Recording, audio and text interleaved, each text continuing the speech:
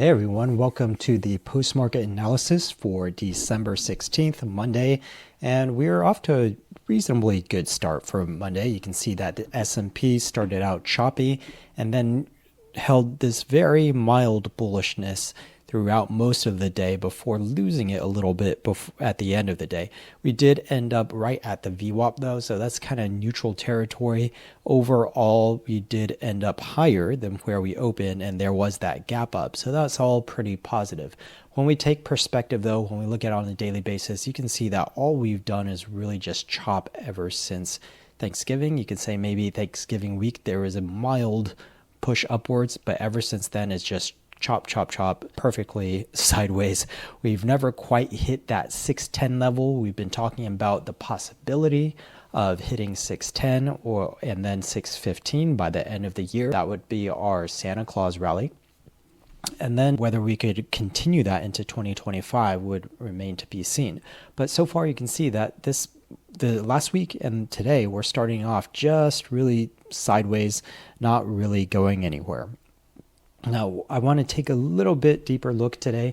We've just been saying, oh, it's choppy, sideways. It's probably going to be like this for the rest of the year. It's low volume, which is all true. But we just want to take a look under our hood because we are basically at all-time highs. This is the all-time high somewhere, wherever the high is in these bars, that's the all-time high, and we're very, very close to that. So we just want to see if that momentum is still carrying through in this market and how healthy this bullishness in the market is. So first thing I'm going to do is look at my 90-day highs and 90-day lows. We've got 139, 145, 46 today, so about even. So that is supporting this picture of chopping sideways, and it's an okay amount. It's an okay amount on both moving upwards and moving downwards, so nothing really exciting, nothing too telling about that particular indicator right there. If we look at then, let's see the equal weighted. I want to see if the large caps, the really mega cap stocks are really carrying this market like they were earlier when we were looking at the SMH, NVIDIA, and Palo Alto Networks and other chip manufacturers, Taiwan Semiconductor. Those were really carrying the SPY through most of 2024. So I want to see if that's still the case. So let's take a look at the RSP, equal weighted SPY. Oh, and the RSP is not looking nearly as strong or healthy as the S&P 500. Look at all those red bars in a row. That's 1, 2, 3, 4, 5. I guess this one's technically a positive 0.01, but I'm going to call that flat. And so that's 1, 2, 3, 4, 5, 6, 7, 8. That one's a positive 0.09. 9, 10, 11. So allowing for those tiny, tiny little shifts sideways, that's, what was that, 11? 12 in a row that are red, that are moving downwards. We pulled down to the MA50. We pulled down through the quarterly VWAP. That is not a sign of strength. So there is some weakness to this market that's a little bit hidden underneath the hood. The question though is, will that show up? Will it rear its head before the end of the year? We've got 2 weeks left. That's kind of a long time for this to sustain itself and not have an effect. But then again, we do have low volume and low institutional participation right now at this particular point in time. Institutions, they're starting to shut down, close their books. Some people are going on vacation. A lot of times junior guys, and especially that last week of the year, it's going to be basically all junior guys on the desk. Really, we're just wanting to maintain and just keep this performance and just skate into the end of the year.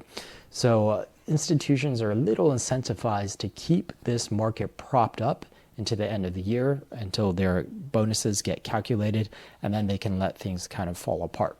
So this is troubling, but it's not necessarily indicating that we're going to have a pullback this year, although 2 weeks is a little bit of a long time. I wouldn't be surprised if the S&P just kind of hangs out over here and then we kind of peter out after New Year's.